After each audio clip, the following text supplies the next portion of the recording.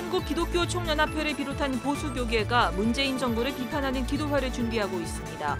정치 집회나 다름없는 기도회, 어떻게 봐야 할지 짚어봤습니다. 목회를 하면서도 또 다른 직업을 갖고 있는 이른바 이중직 목회자 5명이 교인들을 직접 찾아가 식사를 대접하며 대화를 나누는 모임을 시작했습니다. 일명 밥 사주는 목사들이라는 이름으로 진행되는 이 사역이 SNS에서 화제가 되고 있습니다. 경기도 분당에 위치한 만나교회가 토요일에도 주일처럼 예배를 드리고 있습니다. 주일에 지역사회에서 봉사하는 교인들을 위한 토요 예배와 미디어 교회 등 만나교회의 새로운 시도들을 취재했습니다. 여러분 안녕하십니까? CBS 뉴스입니다. 한국기독교총연합회를 비롯한 보수교계가 문재인 정부를 비판하는 기도회를 준비하고 있습니다. 이명박 박근혜 정부 당시에는 비판적인 목소리를 내지 않았던 보수교계가 문재인 정부가 들어선 뒤 거리로 나오는 행동, 어떻게 봐야 할까요? 이순규 기자의 보도입니다. 한국기독교총연합회를 비롯한 보수교계는 대한민국이 위기에 처해 있다는 인식을 갖고 있습니다. 이들은 문재인 정부가 들어선 뒤 경제와 안보 등의 분야가 자살하고 있다고 주장했습니다. 문재인 정부가 추진하는 최저임금 인상과 근로시간 단축 등이 모두 자유시장 경제를 사회주의 시장으로 바꾸려는 정책이라는 겁니다. 한반도에 불고 있는 평화의 바람을 맞듣지 않게 생각하는 속내도 내비쳤습니다.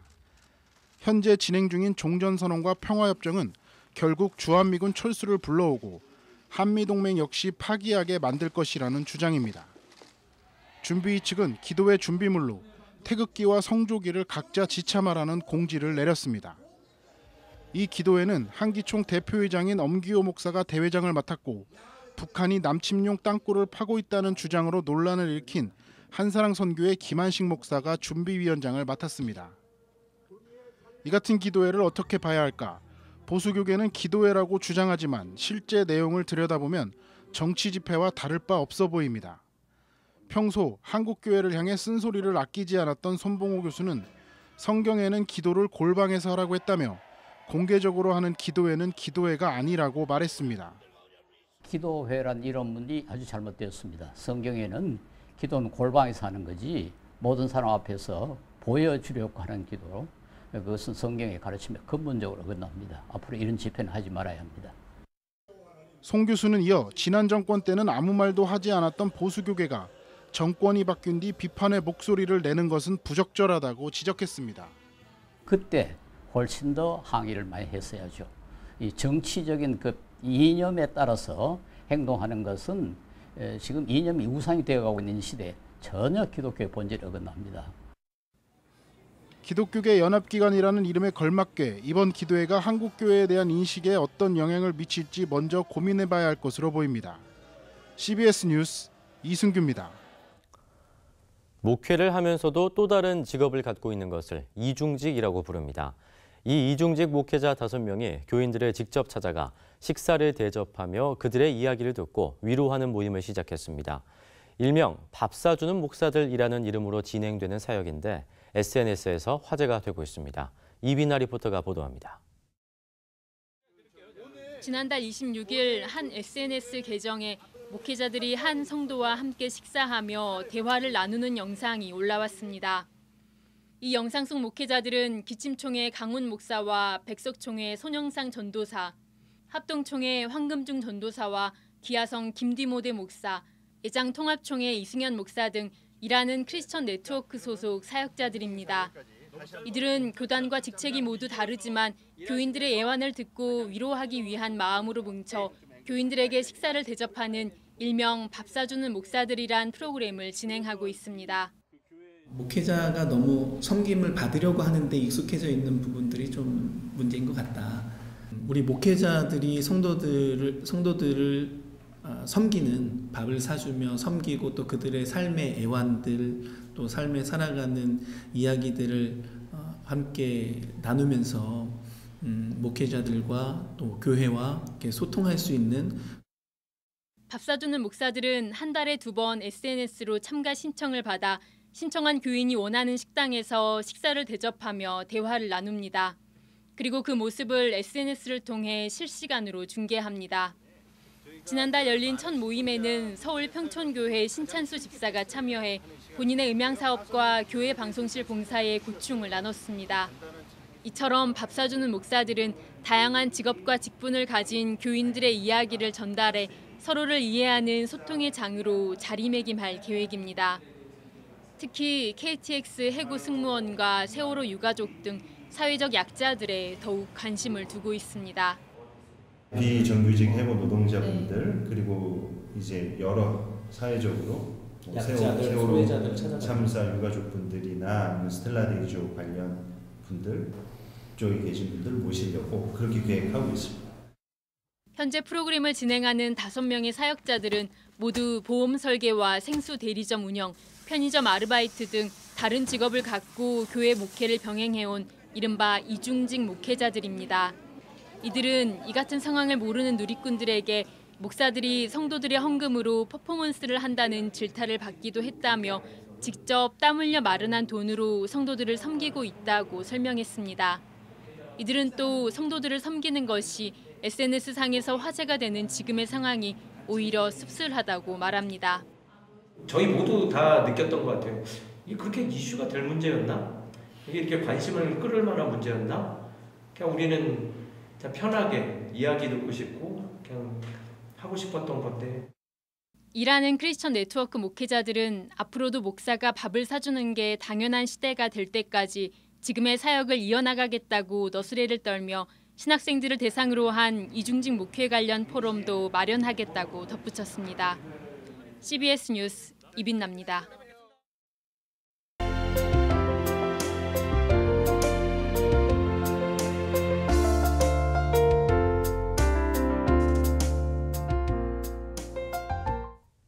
경기도 분당에 위치한 만나교회는 토요일에도 주일처럼 예배를 드리고 있습니다. 주일에 지역사회의 작은 교회를 위해 봉사하는 교인들이 토요일에 미리 설교를 들을 수 있도록 한 것인데요. 만나교회는 또 교회에 출석할 수 없는 이들을 위해 미디어 교회도 만들었습니다. 교회 순례, 오늘은 만나교회가 시도하는 새로운 사역을 살펴봤습니다. 최경배 기자입니다.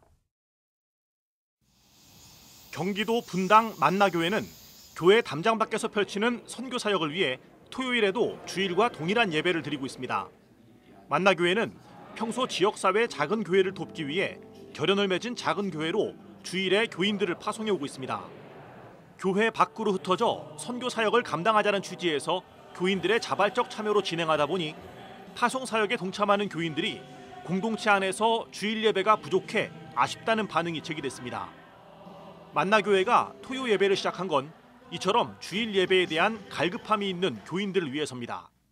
지금 한국 교회 안에 이런 수평 이동이 많다 보니까 어렵고 작은 자기 모교회를 떠나온 사람들의 좀 아픈 사연들도 있어요. 그래서 나는 그런 부분에서 마음 아파하지 말고 우리 교회 공동체성을 유지하지만 언제든지 가서 돕고 예배드리고 어려운 교회들을 좀 도와라.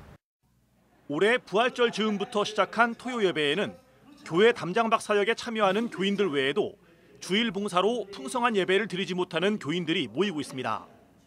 또 주일에는 부모와 자녀가 각각 다른 공간에서 예배를 드리지만 토요 예배에는 모든 세대가 함께 예배를 드리기 때문에 일부러 자녀와 함께 예배에 참여하는 이들도 있습니다.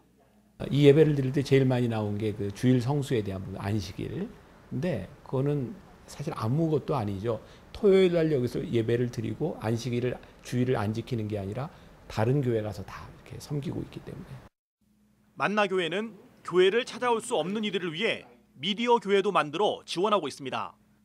인터넷과 모바일로 설교를 듣는 이들과 소통하며 미디어 안에서 작은 공동체를 만든 것인데 교회를 떠나 설교만 듣는 이들을 교회로 다시 이끄는 역할도 기대하고 있습니다.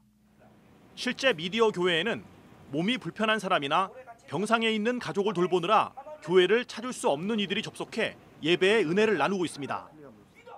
산후조리원에서 산모가 또 오신 경우도 있고, 그리고 딸이 이제 식물인간인데 그 옆을 지킬 수밖에 없는데 그 너무나 갈급한 마음이 있어가지고 이곳에 와서 또 눈물 흘리면서 예배 드리고 또 기도 제목을 나누신 분들도 있습니다. 미디어 교회 봉사팀은 병상에 있는 교인들을 찾아가 예배하는 등의 방식으로 가상 공간에서 만나는 이들과 직접적인 소통을 늘려갈 계획입니다. 급변하는 시대 환경 속에서 선교적 관점으로 새롭게 시도하는 만나교회의 토요 예배와 미디어 교회가 어떤 반향을 불러올지 관심이 모아집니다. CBS 뉴스 최경배입니다. 일본의 강제 동원에 대한 사과와 배상 등의 문제를 해결하기 위해 남과 북, 일본의 시민사회가 공동 행동에 나섭니다. 강제 동원 문제 해결과 대일 과거 청산을 위한 공동 행동은 오늘 서울 프레스센터에서 기자회견을 열고 일본 제국주의의 침략 전쟁 등이 남긴 문제가 아직도 동아시아 평화의 걸림돌이 되고 있다며 반드시 해결해야 할 역사적인 과제라고 강조했습니다. 이들은 그러나 일본 정부는 역사의 시도를 거꾸로 되돌리려는 시도를 끊임없이 되풀이하고 있다며 침략 전쟁과 식민주의의 역사를 극복하지 않는 한 일본은 평화로운 동아시아의 진정한 이웃이 될 수 없다고 말했습니다. 여름 휴가철 의미 있게 휴가를 보낼 만한 섬을 소개해드립니다. 우리나라에 처음으로 개신교 복음을 전한 선교사는 칼 퀴틀라프 선교사입니다. 이 선교사를 기념하기 위한 센터가 충남 보령의 고대도에 있습니다. 이 고대도에서는 칼 퀴틀라프 선교사를 기념하는 행사도 매년 열리고 있습니다. 대구 CBS 배진우 VJ가 다녀왔습니다. 전시관의 관람객 100여 명이 사진과 유물 등 자료를 흥미롭게 살펴보고 있습니다. 이곳은 국내 최초의 개신교 선교사인 칼 퀴틀라프의 생애와 업적을 기리고 있는 고대도 선교센터입니다. 186년 전 통역관 신분으로 배를 타고 조선에 방문한 칼 퀴틀라프 선교사는 복음을 전하기 위해 고대도에 첫 발을 내딛었습니다. 퀴틀라프 선교사는 보름간 이곳에서 머무르며 한문으로 된 성경과 전도 서적을 전했고 서양 감자와 포도 재배, 근대의약품 전달 등 구제 활동에도 앞장섰습니다. 이러한 칼 퀴틀라프의 업적을 전파하기 위해 고대도 주민회와 보령시 기독교 연합회, 대구 동일교회 칼 퀴틀라프 학회 등이 힘을 모았습니다. 5년 전부터 칼 퀴틀라프의 날을 제정한 이들은 학술 심포지엄 개최와 기념공원 조성 등 고대도가 한국을 대표하는 기독교 성지로 성장하길 기대하고 있습니다. 칼 퀴틀라프가 최초의 개신교 선교사라는 사실을 많이 또 인식하고 알고 또 많은 분들이 고대도를 찾게 될 것으로 그렇게 생각합니다.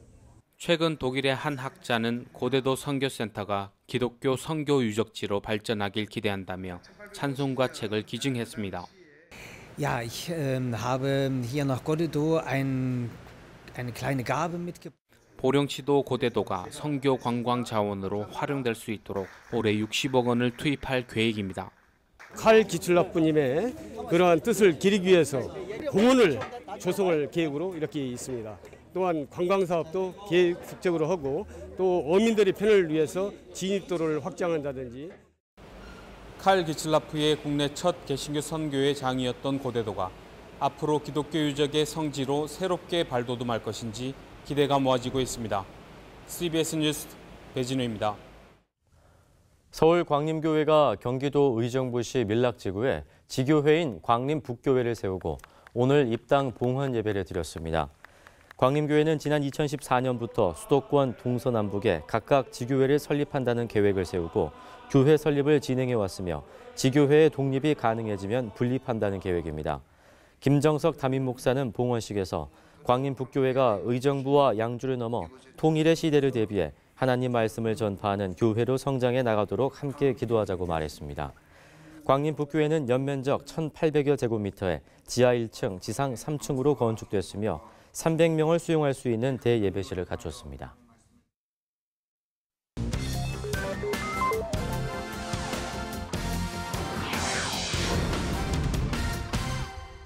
이어서 지역 기독교계 소식을 전해드립니다. 순천에서는 한해샘 국제기독학교가 크리스천 원어민 선생님과 함께 여름 영어 캠프를 진행했습니다. 대전에서는 기독교대한 선결교회 충서지방회가 연합부흥성회를 개최했습니다. 순천 한해샘 국제기독학교 2018 여름 영어 캠프가 진행되고 있습니다. 초중고 학생 60여 명이 참여한 이번 캠프는 크리스천 원어민 선생님의 수업과 다양한 체험 활동 등이 마련됐습니다. 모든 선생님들이 다 크리스천 선생님들이기 때문에 신앙 안에서 같이 그 언어를 좀 늘리자 그런 취지로 지금 하고 있습니다. 아침에 체프를 했고 그걸 통해서 하나님을 알고 배웠고 원어민 선생님이랑 또 놀기도 하고 배우기도 하고 해서 영어가 더 쉽게 배워진 것 같습니다. 기독교 대한선교교회 충서지방회가 104개의 교회가 모인 가운데 2018 충서지방연합부흥성회를 개최했습니다. 실제는 이미 결혼해서 자기 아내가 있는 사람에게 당신 아내 아니 탐내지 말어. 그리고 남의 가정 파괴하지 말어. 이게 십계명의 본래 의미입니다. 이번 부흥성회 헌금 전액은 충서지방 미자립교회와 개척교회에 기부하기로 했습니다. 원주 중부교회는 휴가철을 맞아 주여 새롭게 하소서를 주제로 기도축제를 개최했습니다. 대구에서는 장로들의 연합수련회가 열려 각자 섬기는 교회 사역을 돌아보는 시간을 가졌습니다. 원주 중부교회가 2018 제16차 말씀과 기도축제를 주여 새롭게 하소서를 주제로 개최했습니다. 예장합동총회 김선규 전 총회장은 무더위 속에서도 성령의 인도하심을 따라 살아가는 믿음의 성도들이 되길 바란다고 강조했습니다. 대한예수교장로회 합동 대구지역 장로연합회가 믿음에 굳게 서서 감사함을 넘치게 하라는 주제로 수련회를 개최했습니다. 총회 부총회장 이승희 목사는 각자 섬기는 교회를 바르게 세우는 데 힘써야 한다고 당부했습니다. 포항 CBS 소년소녀합창단과 전북 CBS 소년소녀합창단은 여름 캠프와 콘서트를 열어 찬양의 기쁨을 지역 주민들과 나눴습니다. 포항 CBS 소년소녀합창단 여름 캠프가 꿈을 꾼다를 주제로 열렸습니다. 필그림 소년소녀합창단 조용석 지휘자가 강사로 나섰으며 발성과 합창, 안무 연습 등 다양한 프로그램으로 진행됐습니다. 전북 CBS 소년소녀합창단과 전북대학교 병원이 병원 방문객과 환자와 보호자의 지친 마음을 달래기 위해 행복 콘서트를 개최했습니다. 합창단원들은 주의 귀한 사랑, 누군가 널 위해 기도하네 등 다양한 곡을 선보였고 박상희 첼리스트가 특별 출연해 더욱 풍성한 무대를 꾸몄습니다.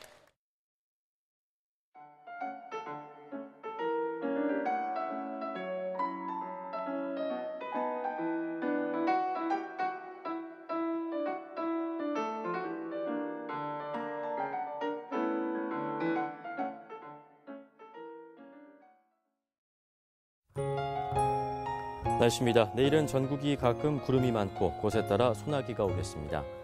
아침 최저 기온은 23도에서 27도, 낮 최고 기온은 27도에서 35도로 예상됩니다. 뉴스를 마칩니다. 고맙습니다.